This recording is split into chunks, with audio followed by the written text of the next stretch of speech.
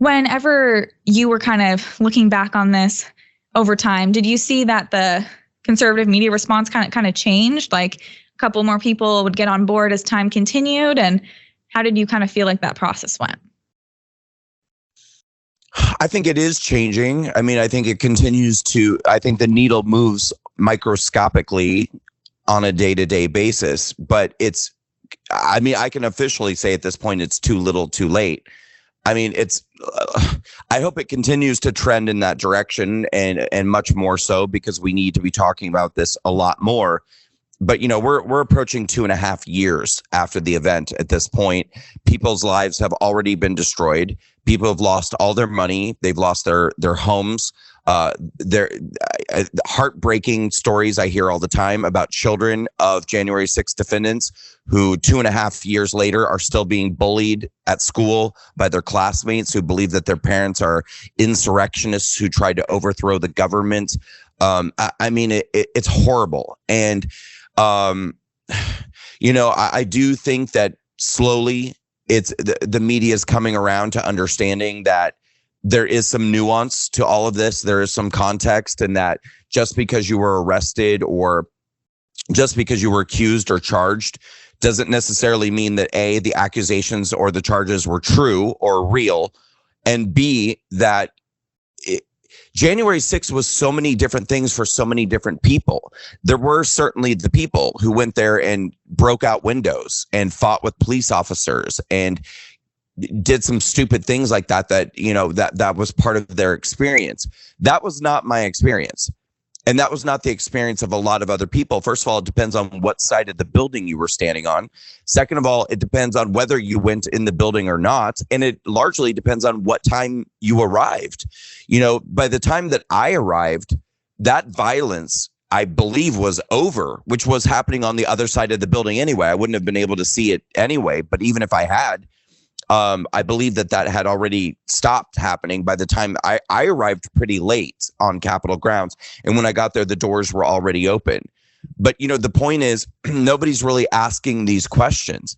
And it's really disheartening. I mean, I was somebody who throughout 2018, 2019, and 2020, I was a recurring guest on many, many top-rated Fox News shows. I think I was one of their most popular guests. My appearances were very, very popular on social media and for the network. And Fox's audience loved me.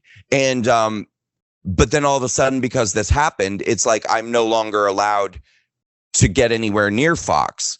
And I just don't understand that, because, again, even the worst accusations against me were not very serious. And also, then there was no opportunity to go back and say, yeah, but here's what's true and here's what's not true. It was just sort of like, January 6th, like just this like blanket of toxicity that no one wanted to get near.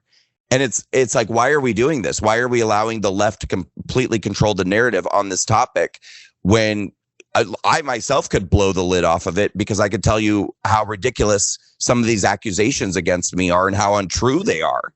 I mean, this is how far they're willing to go to try to create the narrative of January 6th by blatantly lying about some of these charges and accusations, which, for the record, can be refuted by simply watching my video. I have a video that refutes a lot of what they're accusing me of, but it is what it is.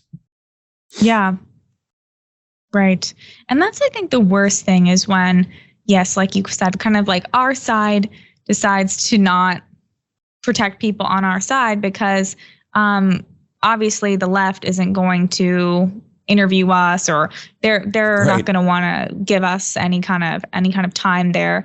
But it's unfortunate when our side isn't even able to say, hey, I want to hear more from this person. Even if, let's say, you just want to be an unbiased journalist. You just want to hear more about the actual information. You don't even have to say, I think this, I think that. It's like, I just want to hear more of your story. I want to like dive into the details of this more. And I'm sure if someone was a good, some journalists used to be kind of like attorney style. They would like dive into the details of, okay, like you were standing here, like this was there. And this, like you said, like you wouldn't have known that violence was occurring at this other place. And so, usually in like a murder trial or something, they would like go through all the details of like that experience before you just like lock up someone or say like this person's a criminal and so on, because you have to kind of like go through all the details there. And I haven't seen a lot of the details on a lot of people who were defendants, because kind of like we said, like the information is not privy to them. So, and some people also don't have good attorneys. They're also being tried in DC, which is very liberal. So the judges there are liberal. It's just, and the juries. It's crazy. But as far as, yes, and the juries,